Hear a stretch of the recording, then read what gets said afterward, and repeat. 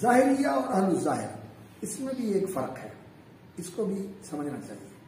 اہل الظاہر جو ہیں وہ اہل الحدیث ہے، جیسے کہ ہم یہ کہتے ہیں کہ اللہ رب العزت السمیع البصیر، اللہ کے لیے سمع اللہ کے لیے سمع کا وصف ثابت ہے، متصف بالسمع، بصیر اللہ کے لیے بصر کا وصف ثابت ہے۔ تو ہم اس لفظ کے ظاہر کو مانتے ہیں، اور جو ظاہری معنی اس کا ہے ہم اس کو قبول کرتے ہیں اور بات کرتے ہیں۔ یہ اہل الظاہر۔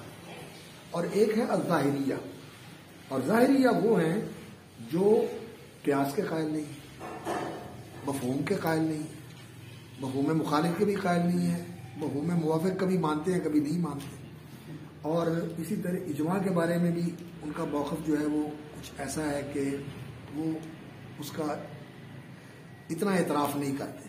وہ کہتے ہیں کہ صرف اجماع جو ہے وہ ضروریات دین کے اوپر ہے، ضروریات دین پر تو اجماع ہے اور باقی کوئی مسئلہ اجماعی نہیں ہے۔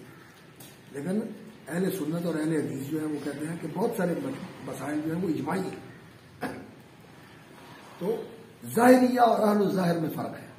اہل الظاہر وہ اہل الحدیث ہے، وہ اصحاب الظاہر بھی ہیں، اہل الحدیث بھی ہیں، اہل السنہ بھی ہیں، لیکن اہل السنہ کے ساتھ وہ اہل الجماعہ بھی ہیں۔ جماعت سے مراد صحابہ اور تابعین، یہ ان سب کے ساتھ ان کا تعلق ہے۔